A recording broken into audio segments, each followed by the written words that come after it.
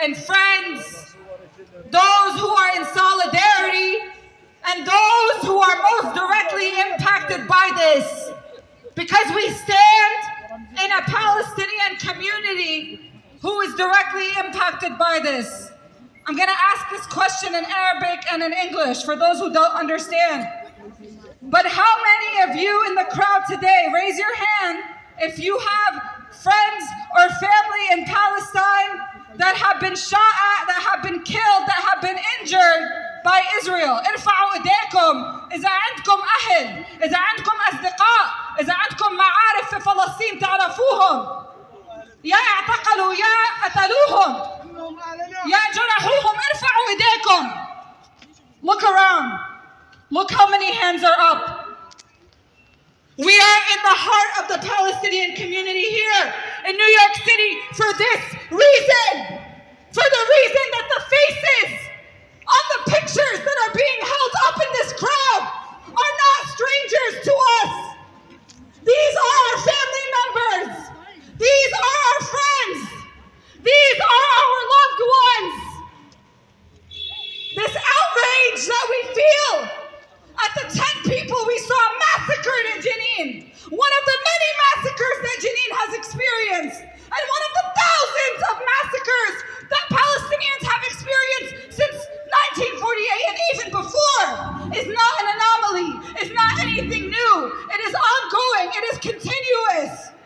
More Palestinians have been killed since the start of the new year than the number of days there has been. That means at least every single day, Israel kills another Palestinian. Every single day. And those are just the ones that are killed because it takes people being killed for the world to express outrage. What about the hundreds of thousands that are injured?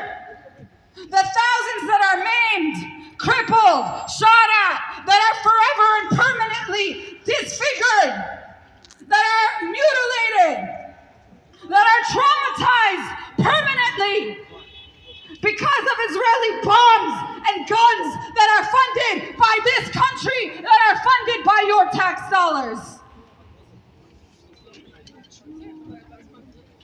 Just 2 days ago, I cut my leg very deep, and I had to go to the hospital to get a couple of stitches.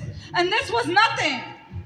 But the pain and trauma I felt from something small like this, from seeing a part of my body spill out, was scary to me. And this reminded me, what about the people in Palestine who woke up to find that their arm was blown off, who had their kneecaps shot at, who had them cut off? There was an Israeli soldier who admitted that he made it a game. And in one day, he took out 42 Palestinian kneecaps.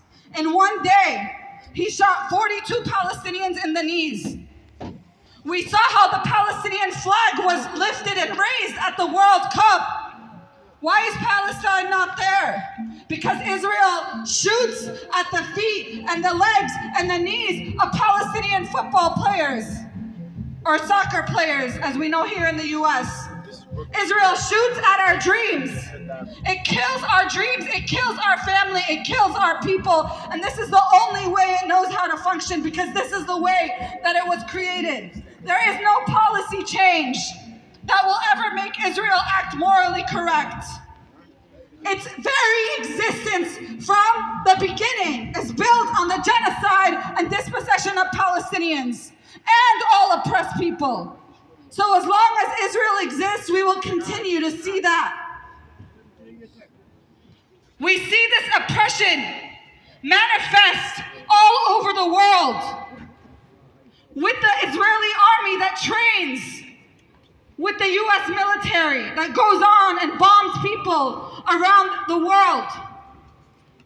Just recently, the US and Israel finished the largest joint military practice that they have ever had in the history of both countries. 6,500 US soldiers and thousands of Israeli soldiers trained together so that they could continue to imperialize, to colonize, to brutalize the rest of the world.